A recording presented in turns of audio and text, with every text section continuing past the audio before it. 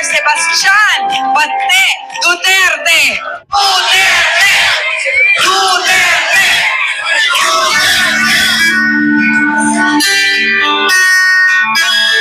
Mga kababayan, the former President Rodrigo Roa Duterte!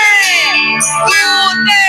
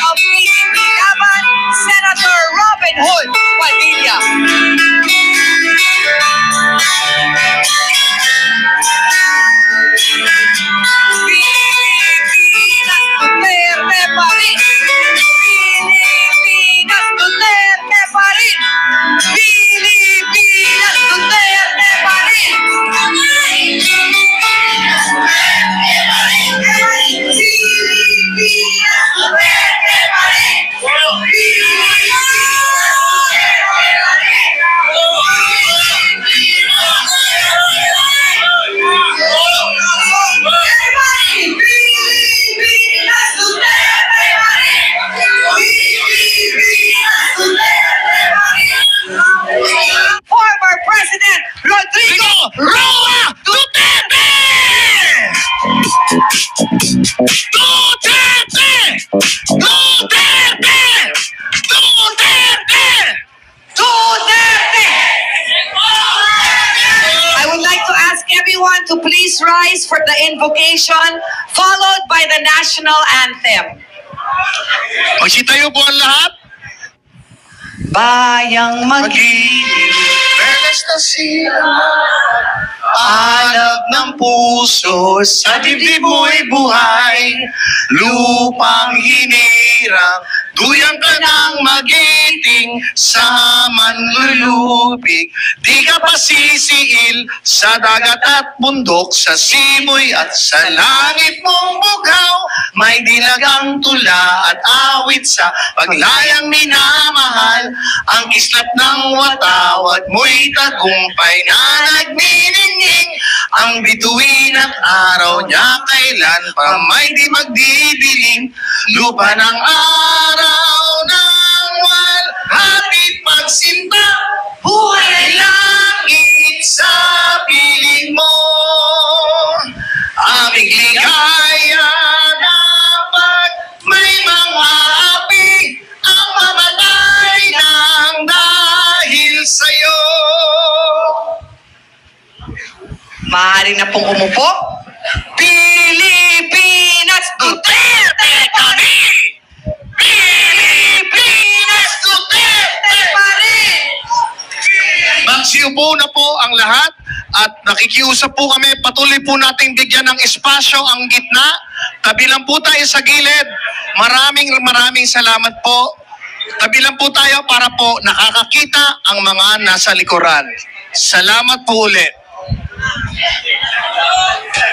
Ang tanong ko sa taong bayan, sa tingin niyo ba, dahil sa mga nangyayari ngayon, may pag-asa pa ang Pilipinas? May pag-asa pa ba ang Pilipinas? Meron. Dahil nandito ngayon ang Team Duterte! Pinili po ng mabuti ng ating minamahal na former President of the Philippines, Rodrigo Roa Duterte. Ang mga ito na nandito ngayon sa entablado, mga magagaling, mga matatalino, may karanasan at higit sa lahat, may puso. Takot magnakaw, takot sa korupsyon, takot sa Diyos. At hindi magagalaw ang PhilHealth. Kaya naman po, bago po natin tawagin ang ating welcome speaker, ipinakikilala ulit namin sa inyo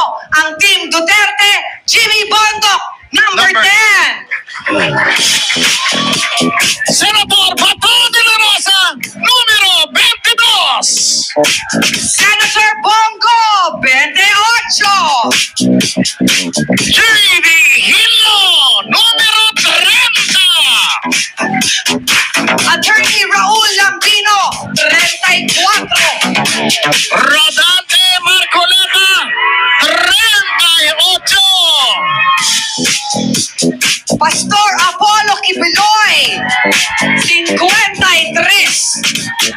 Jake Rodriguez, 56. At Philip Salvador, 58.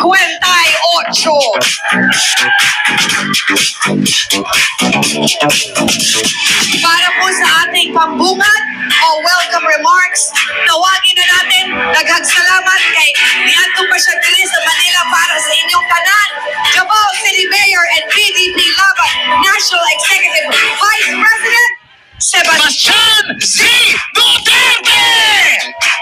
Ang ating kinikilalang si Baste!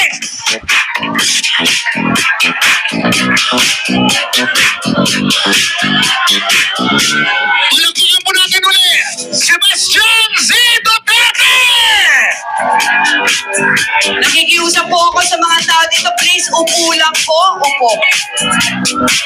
Sa ating pinakamamahal na Pangulo at Chairman ng Partido Demokratiko Pilipino, Pangulong Rodrigo Roa Duterte, sa lahat ng mga kasapi ng PDP, mula sa mga opisyal at mga miyembro sa buong Pilipinas, sa ating mga kapwa Pilipino, isang makasaysayang araw sa ating lahat.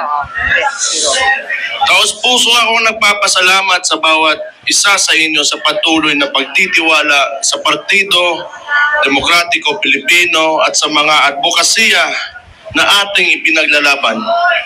Isang malaking karangalan na makasama kayo sa hatikain na maiangat ang ating bansa at ang buhay ng bawat Pilipino. Ang PDP ay maninindigan hindi lamang para sa atin nandirito ngayon, kundi para sa bawat Pilipino na siyang tunay na lakas at pundasyon ng ating partido. Higit 4 na dekada ang nakaraan na buo at nanindigan ng PDP laban upang tutulan ang mapang-abusong rehimeng Ferdinand Marcos Sr. Ngayon, ang buhay at kinabukasan ng mga Pilipino ay nalalagay na naman sa alanganin. Habang nagsusumikap tayong humakbang patungo sa isang maunlad na bukas, ay pilit naman tayong inihila pabalik ng administrasyong ni Ferdinand Marcos Jr. sa isang mapang-abuso at mapagmalabis na pamahalaan. Minsan na nating naipakita at napatunayan na kaya nating ayusin ang sistema ng ating pamahalaan sa pamumuno ni Pangulong Rodrigo Duterte. Pinatunayan natin na kaya nating magsilbi sa bayan na may disiplina sa sarili, walang kalabisan at walang pang-aabuso lalo na sa pera ng taong bayan. Huwag nating sayangin ang mandato na ibinigay sa atin ng ating mga kababayan. Huwag nating sayangin ang mga buhay na itinaya ng ating mga kapwa Pilipino, lalo na ng mga pulis at sundalo, para lamang maipaglaban ang kapayapaan at kalayaan ng ating bansa. Bilang mga lingkod bayan, tungkulin nating ibigay sa mga Pilipino ang buhay na masagana, bansang mapayapa at lahing maipagmamalaki sa buong mundo. Bilang mga tunay na kasapi ng PDP at boses ng mga Pilipino, patuloy tayong makikilahok, magsasalita at makikipaglaban. Mga kapatid, nagsisimula pa lamang tayo. Mahirap at mapanganib man ang landas na ating tatahakin, hindi ito mapapawi ang nagliliyab nating mga damdamin para sa isang mapayapa at maunlad na bansa. Hindi tayo uurong, patuloy tayong hahakbang para sa karangalan ng mga Pilipino at ng buong Pilipinas. Walang makakapigil sa atin kapag tayo ay magkakaisa at buong pusong mag-aalay ng ating buhay para sa kinabukasan ng ating pinakamamahal na bayan. Ipaglaban natin ang kinabukasan ng mga kabataan. Ipaglaban natin ang kapayapaan. Ipaglaban natin ang malinis, tapat at makatao na pamahalaan. Ipaglaban natin ang ating bayan.